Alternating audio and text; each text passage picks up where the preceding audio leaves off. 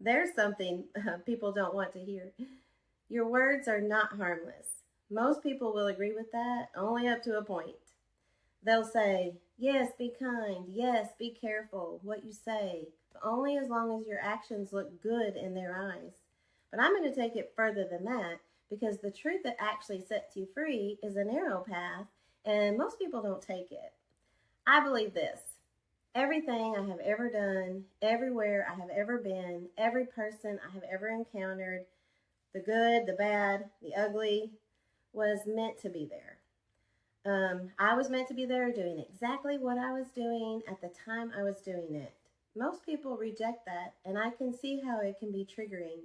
But that's how you learn. That's how you wake up, and that's how you become aware. Let's talk about something even more uncomfortable, our words. Jesus said, it's not what goes into your mouth that defiles you, but what comes out of it. So let me ask you something. Do you believe in prayer? Do you believe that you can sit in a room, speak words to God, and those words go somewhere? That they help someone? Most people say yes. When I think about prayer, I see it like this. It's sending a ray of light and love through intention. You don't even have to say it out loud. It still moves, it still reaches, and it still carries something.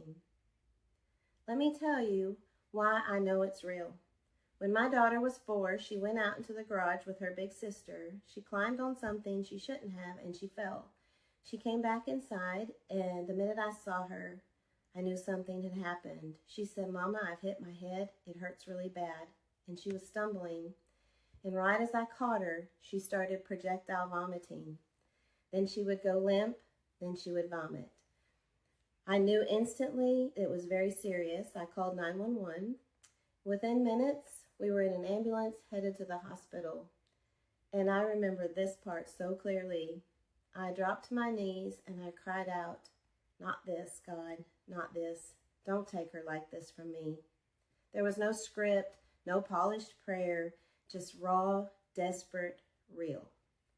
And while we were in that ambulance, people had started praying. I had activated my friends, the neighborhood, the neighbors, a prayer circle. And I could feel it. I could feel their words. I could hear, but not out loud, but in me. It was like something was moving through that space, like she was being held, like something was happening. The entire ride, she wasn't conscious, 30 minutes. And when we got to the hospital, there was nothing wrong with her. She went through all the exams fine, nothing. She checked out completely fine. So don't tell me words don't matter. I felt them, I watched them work. So if your words can do that, if they can travel, if they can reach, if they can heal, then your negative words do the same thing. You don't get to believe in one and dismiss the other. Every time you speak against someone, even quietly, even justified, well, it's true, you are releasing something. And this is what it feels like. It's like a village. People just living their lives, baking bread, existing, and then suddenly poison darts start raining from the sky. No warning, no source, just impact. That's what it feels like when someone talks about you behind your back. You think your words don't matter because they weren't heard, but they were. And you are accountable for what you release into this world. The Bible says the devil comes to kill, steal, and destroy. That doesn't mean just physical things. You can steal someone's peace with your tone. You can destroy someone's confidence with your words. You can kill someone's joy with a sentence. And people do this every day, especially to the ones closest to them. Their kids, their family members, their friends, their community. I'm just trying to make them stronger, they say. No. You don't tear something down and then take credit when it rebuilds itself. That's fear. There are venomous creatures and non-venomous creatures.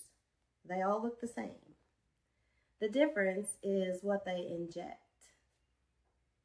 And humans are no different. Right now, everything is shifting. Not all at once, but in an unfolding, a revealing. And whether people realize it or not, they're choosing. So when you speak, what are you releasing? Because you don't have to tear someone down to rise, and you don't have to win by making someone else feel small. Real power looks different. Someone can lose to you and still feel respected, still feel whole, still feel like they stood in the presence of something clean, something true. You can be light, you can be love, and still be powerful. And that's the only power that lasts. Your words are not harmless. They are seeds or they are weapons. And every time you open your mouth, you choose. Take what resonates, leave what doesn't. And remember, it's not what you build, it's what you become. Thanks for listening.